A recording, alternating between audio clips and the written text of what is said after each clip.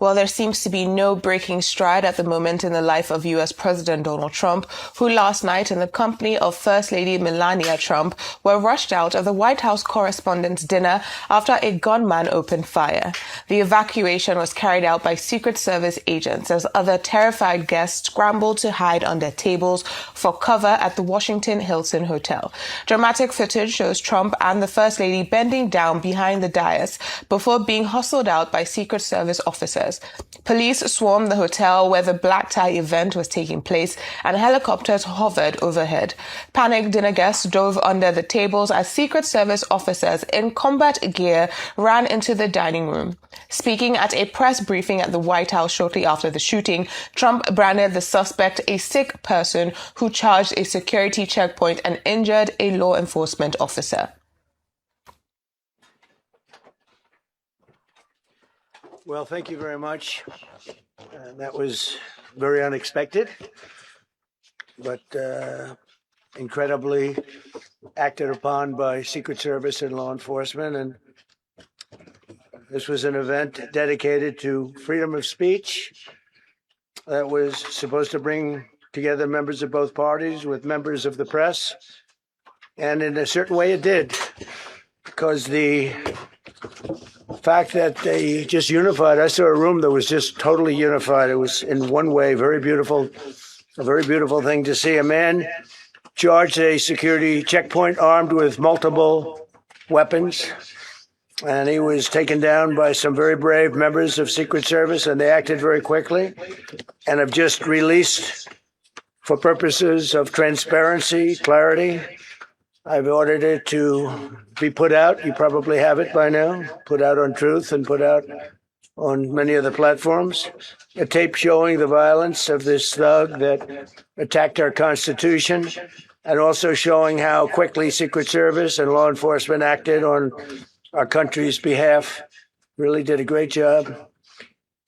One officer was shot, but saved by the fact that he was wearing obviously a very good bulletproof vest. He was shot from very close distance with a very powerful gun, and the vest did the job.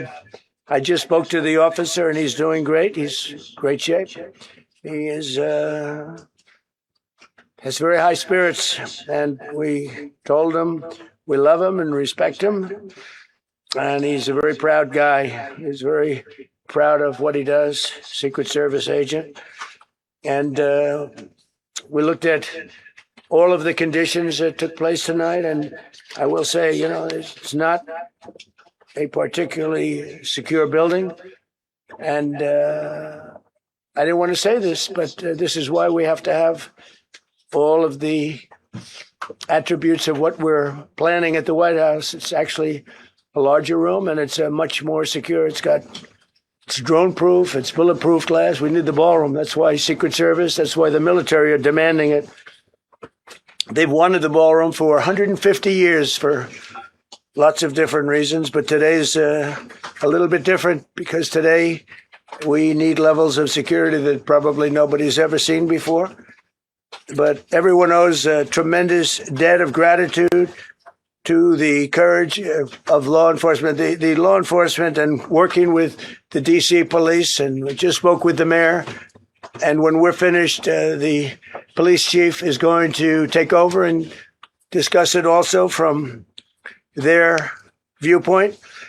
But they also performed exactly as they were supposed to. And you see the attacker in different positions, but you also see the attacker totally subdued and under control. So as you know, this is not the first time in the past couple of years that our republic has been attacked by a would-be assassin who sought to kill. In Butler, Pennsylvania, less than 2 years ago, all know that story. And in Palm Beach, Florida, a few months after that, we came close. We really had, again, we had some great work done by law enforcement. But in light of this evening's events, I ask that all Americans recommit with their hearts in resolving our difference peacefully. We have to resolve our differences. I will say, you had Republicans, Democrats, independents, conservatives, liberals, and progressives Those words are interchangeable, perhaps, but maybe they're not. But yet everybody in that room, big crowd, record-setting crowd. There was a record-setting group of people, and there was a tremendous amount of love and coming together. I watched, and I was very, very impressed by that. But First Lady and I were taken very well care of very quickly, rushed off the stage. Vice President J.D. Vance, who's here, was likewise beautifully done. He was just saying how quickly everybody acted, law enforcement, Secret Service in particular in this case, but law enforcement. Marco had the same thing. Pete was there. Pete didn't want any help. He didn't want anybody to help him. He doesn't want anybody to help him, but he did get some, didn't you? And I think you also said that it was very impressive. So with that, I'd like to ask Todd Blanche to come up, say a few words, and tell you it's already underway. The man has been captured. They're going to his apartment. I guess he lives in California, and he's a sick person, a very sick person. And we don't want things like this to happen. I think it's very important that I say, though, and I told the representatives of the evening, they did such a beautiful job. It was such a beautiful evening. And again, they're talking about free speech in our Constitution. That's what it's all about, not just White House correspondents. It was really based on free speech in our Constitution.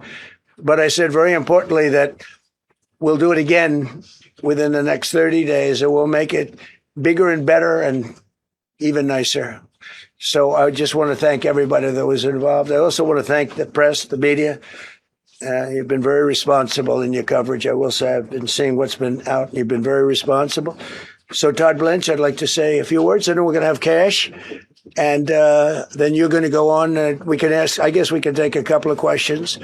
I want to thank the First Lady that was a rather traumatic experience for her.